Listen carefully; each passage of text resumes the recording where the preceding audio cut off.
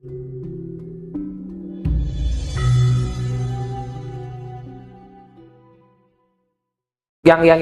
mana dulu. Jadi saya sempat kebingungan juga karena otomatis kan yang masuk juga dari YouTube itu kan beribu orang jadi ya setiap hari itu banyak yang masuk.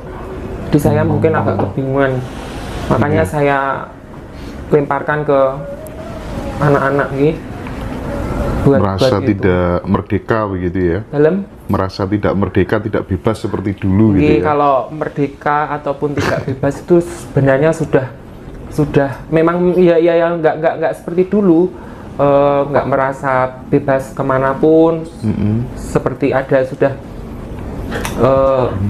kalau dulu kan bebas, saya mau kemanapun, mau tirakat kemanapun, nggak ngerti hari ya. Kalau sekarang betul sakit, harus tirakat itu harus dibatasi juga Iya. Kalau kebiasaan sehari-hari meditasi juga Isa? Saya suka meditasi. Saya lebih, kalau saya pribadi, saya lebih suka bercengkrama dengan alam ketimbang dengan halayak publik yang ramai itu. Saya lebih senang berkecimpung dengan alam. Oke. Sebelum saya menyampaikan pertanyaan teman-teman semua gitu ya, sempat ya dituduh sebagai praktisi ilmu hitam gitu. Terus responnya gimana Isa? Itu terserah saya kan punya juga masa lalu yang seperti emang pernah ya? Jadi banyak sekali itu Isa itu ilmu hitam, ilmu sesat itu enggak apa-apa, itu haters itu wajar, dia punya hak untuk menilai siapapun, itu wajar. Yang tahu kedalamannya diri kita masing-masing dengan Tuhan, gitu saja. Saya nggak mau ambil pusing. Jadi tidak begitu terpengaruh ya dengan komen-komen negatif seperti itu ya. Silakan mereka mempunyai hak untuk bersuara, monggo, silakan bebas. Bebas. Kalau misalnya nih orang-orang yang konsultasi gitu nih Isa, itu mayoritas ini ya, masalahnya seputar apa sih?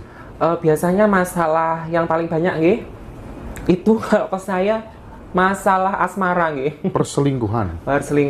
Memang banyak ya orang yang sekali, sekarang selingkuh ya? Banyak sekali. Jadi masalah asmara nomor satu, terus finansial itu biasanya itu. Terus Mas Haji nggak pernah konsultasi soal asmara nggak pernah ya? Minta kodam dia. Minta kodam. Minta kodam. Jadi gini Mas, saya jelaskan saya itu banyak yang harus semua kan nggak ada yang instan Jadi saya diburu harus gitu loh. Kita manusia itu punya kehokian masing-masing. Kalau kerezekian masing-masing, kalau waktunya masuk ya masuk, kalau enggak ya kita ikhtiar dulu. Nggak bisa kalau instan. Orang sekarang kan zamannya minta instan. Barang yang di luar saja minta instan, di dalam minta instan. Ini berkaitan dengan nuwun sewu, berkaitan dengan goib minta instan kan mboten saged jadi saya kadang bingung kalau minta yang instan gitu Kalau misalnya ini ya, ada orang yang lagi kena masalah begitu ya, terus konsultasi kepada Nyai Isa gitu ya, cara ngebantunya itu seperti apa Nyai Isa gitu? Kalau untuk yang jarak jauh biasanya VC. Kalau yang dekat-dekat sini saya suruh ke tempat saya, ke dalam saya langsung. Biasanya begitu. Jadi saya lihat, tetap saya menggunakan kartu Saya melihatnya menggunakan kartu. Jadi nanti habis saya lihat di kartu, nanti saya tembusin. Setelah saya kerjakan, biasanya kalau di VC, untuk yang VC, nanti saya suruh kirim nuwun sewu, kalau foto ya tak suruh kirim foto, kalau media apa tak suruh kirim barang. Nanti saya kerjakan lagi double. Jadi nuwun sewu, saya tegaskan lagi, semua tidak ada yang instan. Kalau yang instan minta cepet, silakan munajat sendiri ke Gusti Allah. Enggak, tapi sebenarnya apakah kemudian setiap orang itu memiliki sebuah kecakapan, memiliki sebuah kemampuan untuk menyelesaikan masalahnya sendiri-sendiri tanpa bergantung kepada orang lain nggak sebenarnya? Sebenarnya bisa, sebenarnya sakit. Makanya saya kan bilang kalau kita memang orang Jawa, kita harus mempunyai kedalaman batin. Itu yang berulang kali saya ulik nggih, saya bicarakan nggih, kita harus punya kedalaman batin. Batine kita kudu tajam, kudu titis. Makanya kalau batinnya kita tajam titis, otomatis nopo nggih, untuk pencapaian nuwun sewu doa ataupun apa itu biasanya lebih cepat. Soalnya di dalam sini nuwun sewu, saya bukan menganggap diri saya bersih ataupun suci, bukan nggih. Itu terlepas dari hal itu, kalau batin kita titis tajam, itu cepat mengena nggih. Jadi bisa semuanya itu melakukan itu bisa, tergantung kita punya kedalaman batin. Nah, semakin kita batinnya bersih nuwun sewu, semakin kita batinnya bersih, semakin cepat. Nah, untuk kemudian mempertajam intuisi atau ketajaman batin kita tadi, sehingga kalau orang Jawa misalnya nyabdo itu cepat jadi kenyataan. Karena idealnya kan ketika ada konsep manunggaling kawulolan Gusti itu kan sudah nggak perlu minta-minta jauh-jauh kemana, ya cukup bisa menyabdo sendiri. Nah, itu caranya gimana Nyai Isa supaya kemudian batin menjadi landep, tajam, gampang tembus ketika nyabdo itu gimana? Banyak cara, banyak beribu cara kita melakukan itu. Ada yang memang sudah terah dari lahir, sudah bawaan dari lahir. Kalau orang Jawa itu ilmu laduni, itu geni itu sudah memang anugerah dari Tuhan, anugerah dari Tuhan yang sudah tergambar, sudah wonten teng manah kita, sudah wonten teng badan kita. Kalau yang kita pelajari ya biasanya dengan tirakat, meditasi, laku apa gitu nggih. Gitu. Jadi ada yang memang benar-benar gift, pemberian dari Tuhan. Ada yang memang bisa diusahakan.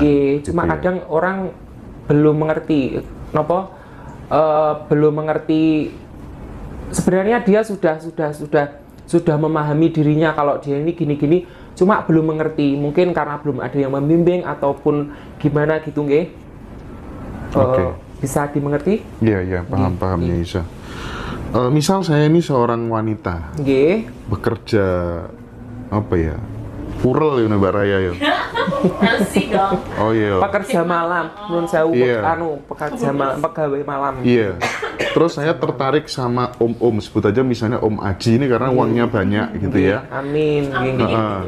Saya tertarik ingin benar-benar memikat Om Aji gitu. Si mbak-mbak purel tadi, sorry. Jangan teman gue ya.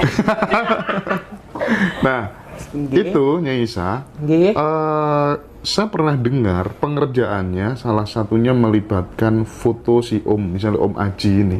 Nah, itu bener apa enggak sih sebenarnya? Terus caranya membuat dia benar-benar terpikat itu loh gimana? Pakai teknik apa?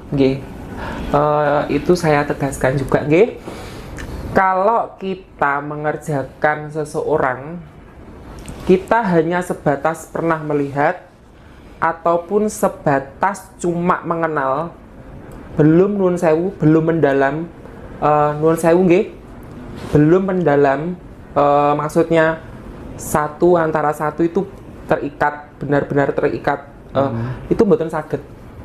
Karena nuwun sewu, amongnya mboten kenal, amongnya mboten nyambung.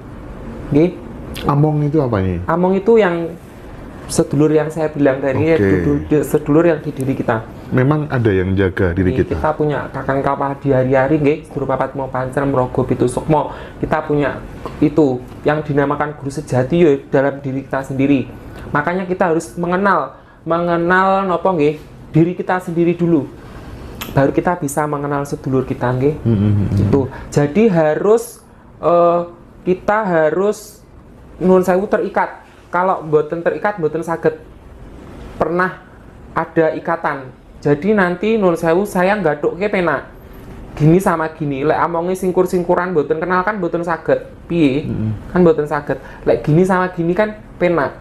Lah gini. Kalau memelet orang sekedar saja itu mboten saged. Nggak bisa. Mboten saged. Nggih. Oke.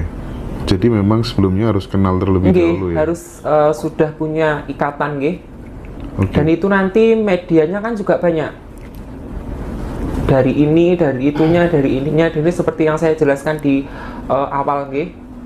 Yang dari konten awal. Oke. Nah, selanjutnya begini, Nyai Isa ya.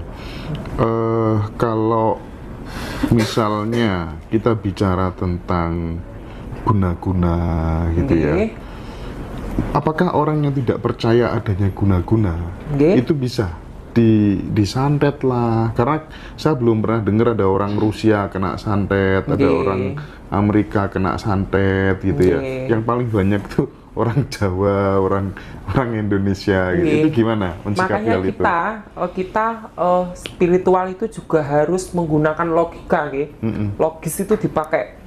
Jadi kita nggak bisa menggunakan hanya dari dalam, pemikiran dari dalam. Maksudnya visualisasi mboten saged, harus punya logika juga. Jadi semakin nuwun sewu nggih, semakin kita tidak percaya begitu, tidak masuk, ya nuwun sewu mboten masuk. Oh, karena kita nggak buka data ibaratnya ya. Mboten buka data nggih, wis nggak mengenal gitu-gitu. Karuan mboten mengenal gitu-gitu nggih. Sebenarnya di luar negeri itu banyak malah justru ekstrim-ekstrim gitunya. Justru ekstrim-ekstrim, medianya itu ekstrim. Soalnya nun sewu nggih, pemikiran orang luar negeri sama orang sini benten beda. Nggih, pemikiran orang sana sama sini beda. Nggih, mereka lebih ke logika nggih yang dipakai. Kalau di sini kan nun sewu, wis ngelurong dino 2 hari wis digarap orang. Gak kerja 3 dino sepi wis diuncali orang. Kan nggih mboten saged ngoten nggih.